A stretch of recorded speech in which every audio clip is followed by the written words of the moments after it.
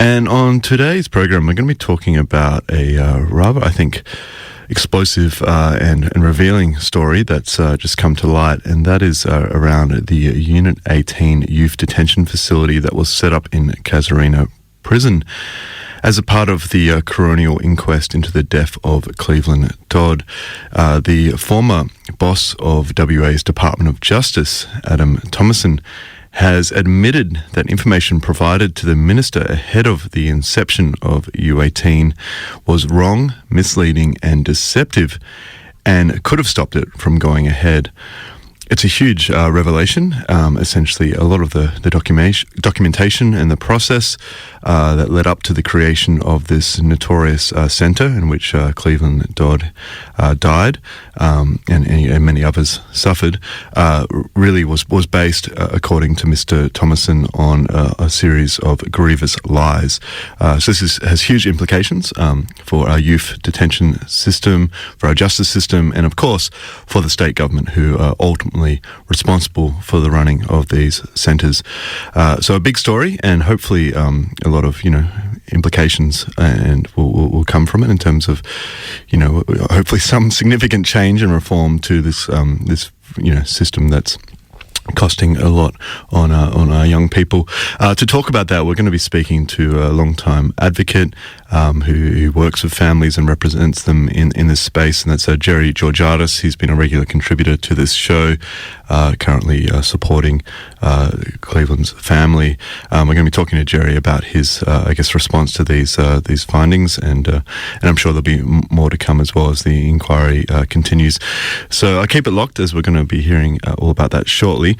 As I said at the top of the program, quite an explosive revelation coming out of the coronial inquest into the death of Cleveland Dodd, with the admission by the former boss of WA's Department of Justice, Adam Thomason, admitting that information provided to the minister ahead of the inception of Unit 18, the facility in which Cleveland Dodd sadly died. The information provided to the minister ahead of the inception was wrong, misleading and deceptive, and could have stopped it from going ahead.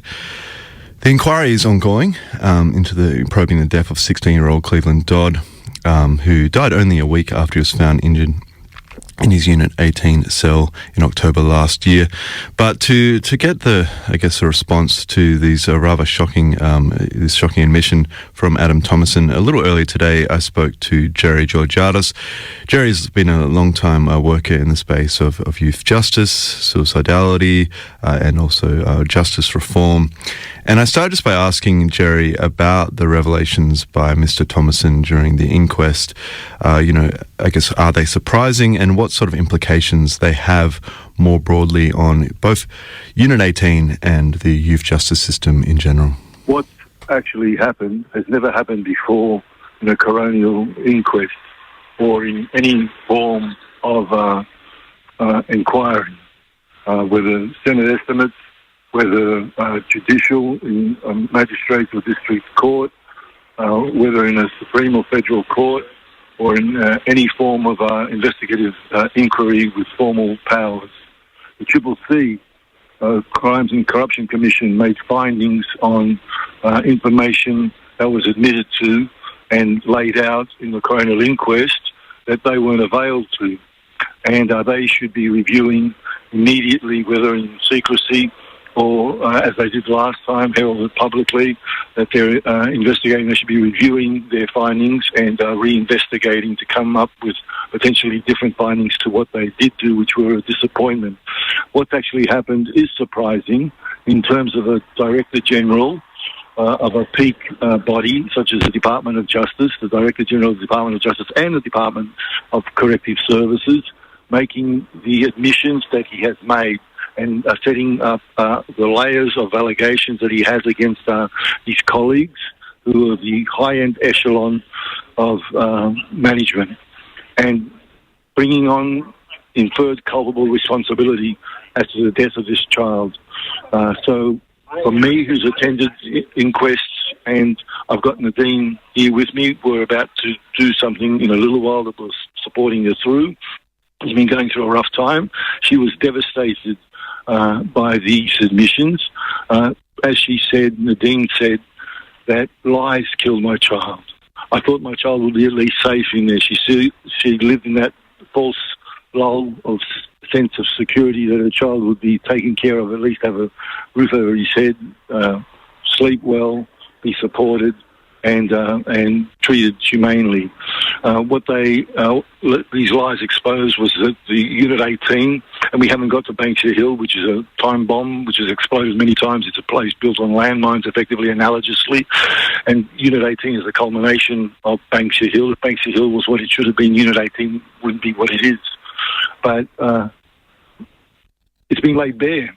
We've now got admissions that go to culpable responsibility that should lead, hopefully, to convictions, but I'll believe that when I see it. That should lead to the laying of charges. That should lead to the CCC reviewing their investigations and reviewing their findings. That should lead to the Department of Public Prosecutors investigating and actually deliberating as to whether charges should be laid, and they should be laid imminently. It should be that the Department of Justice and Department of Corrective Services should go into administration and under administrators independent of to eschew all the findings and revelations that have come as a surprise from a leading light such as that individual. I won't step into the shoes of Mr. Thomason as to what led him to say what he did, but he has actually laid bare allegations that actually talk of pernicious cultures, of a systemic culture, and all systemics. All cultures, all structures of people. This is about people being liable for their actions. And what's been exposed has never been done before, and it should lead to much more. Certainly. It devastated Nadine, it devastated the family, it's broken them. They feel the world's a wicked, horrid place, that their child was put in a facility that wasn't fit for human habitation, it wasn't fit for children, it wasn't fit for any human being, that they should be maltreated as they were, and his life taken. So needlessly, because of lies, has singed and burned harrow into their heart. Jerry, I guess just looking at Unit 18 itself, for those listeners that aren't aware, of course, we're referring to the facility, the youth facility that was hastily established inside the maximum security Casuarina adult prison. What essentially Adam Thomason is implying here is that, there was a series of, a failure of procedure and lies that led to the establishment of this. At the time, there was a series of lies about there being a model of care in place. That just wasn't there. Lies of its operations. There was a series of lies of therapeutic needs to be met, of psychological services to be provided. It actually turned out to be a holding pen. There was none of that, and they've actually now exposed the fact that there were no documents of operational procedures of any robust effect, and there was no model of care of any robust effect that could substantiate, and they knew all along. And now these documents, sorry, Jerry, these documents were prepared and established in order to then be handed to the then Corrective Services Minister, Bill Johnston. Now, I mean, obviously this is ongoing, and as you say, that hopefully there will be, convictions, charges, and, the people responsible for this will be held accountable. But how much, I guess, responsibility lays on the state government, on the ministers, that really, this is their staff and these are their procedures, and they're seeing what was happening inside these facilities, including, of course, the tragic death of Cleveland, but just the overall, as you mentioned there, the overall systemic problems in culture. How much responsibility should fall on the state government and the ministers? In the end, 5 individuals crafted the Unit 18 model. The word hastily isn't depictive enough. They instantaneously crafted a model that wouldn't scrub up anywhere, any which way, wherever. So they're beyond words, indescribable words like complacent, incompetent, and it's more malfeasance, in my view. It's more criminal misconduct, and they should all be held accountable for it because there's a conspiracy of lies alleged and a conspiracy of doings alleged. And you've got the Director General actually alleging all this stuff.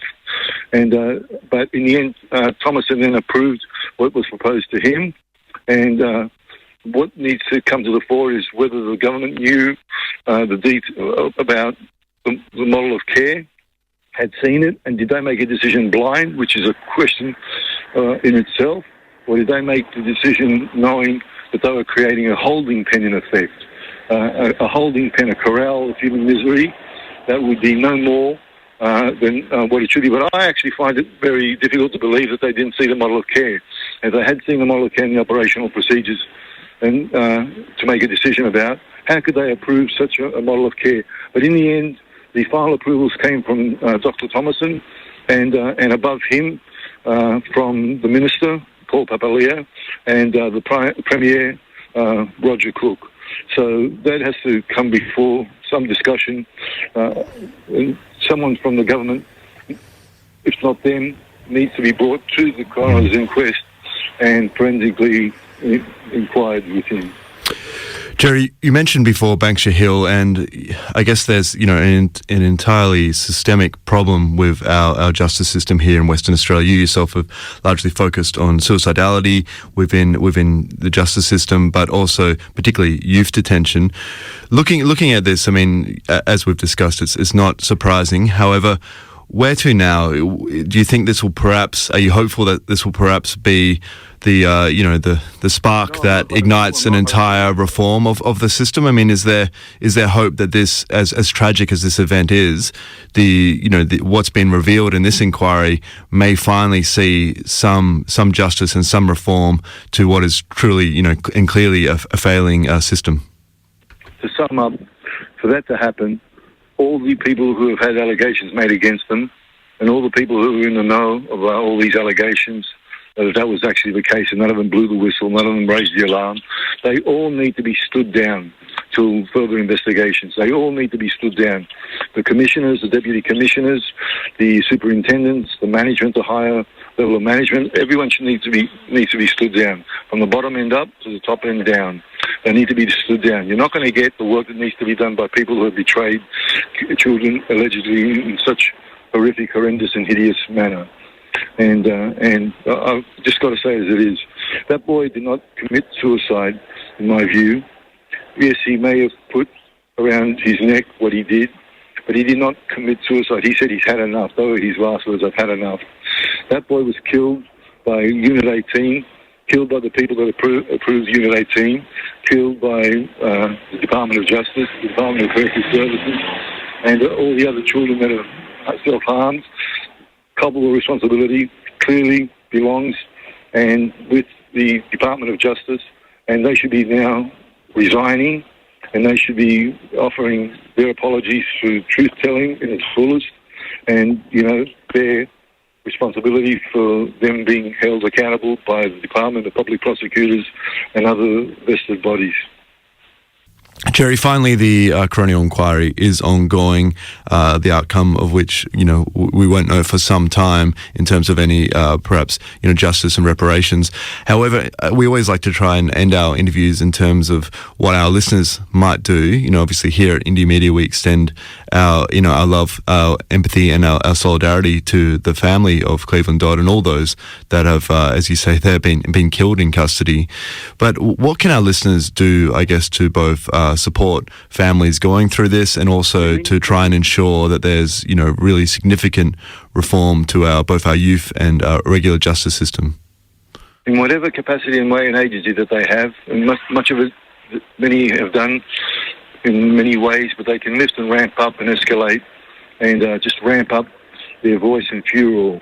And many more listeners that are hearing this should be won over by the fact that a child was killed by a system of pernicious culture and people that wasn't even transparent enough to have whistleblowers and bell ringers to what it should have.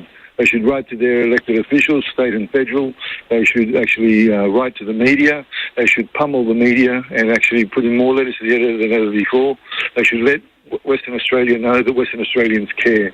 And we all cared as a nation, and we all cared Australia-wide for Cleo, the young child that was abducted.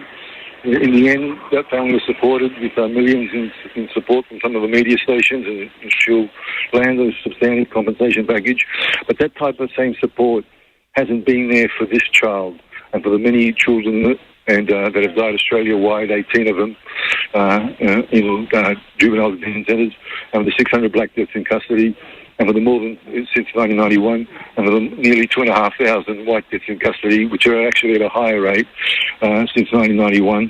And I say that because it goes to the fact that our prison systems are places of dysfunction, pernicious cultures, the punitive and punishment, and our juvenile detention centres were actually effectively treated as that, punishable places, holding pens crowds of human misery, and they should have been places where they were places of well-being support for the most vulnerable and for children especially so. But do everything you can. We can never surrender hope. And you know me, I never surrender. Even with Parkinson's disease, I don't surrender. I still fight for everyone that comes across that I can take on and have some capability to support. And I ask that of our good people in Perth, of Western Australia and Australia-wide, that we just use our humanity to voice our concerns so our politicians know that public consciousness is watching. Jerry Georgiadis, thank you so much for speaking to us this morning. Thanks, Ray. That was, of course, Jerry Georgiadis, who is a long-time social justice and human rights campaigner, as well as academic, who's worked for a long time on the campaign for prison reform and youth justice. Speaking to us about the rather explosive revelations coming out of the coronial inquest into the death of Cleveland Dodd, that the establishment of Unit 18 in Casuarina Prison was based largely on a series of lies and mistruths. So quite an incredible story. Obviously the inquiry is ongoing, and we'll be sure to follow that and keep in touch with Jerry and others. So really important stuff. And as Jerry said there, do what you can to try and raise this with your local member and, try and really push for some significant reform into youth justice here in WA and elsewhere around the country. This is the Indie Media Show on RTRFM 92.1.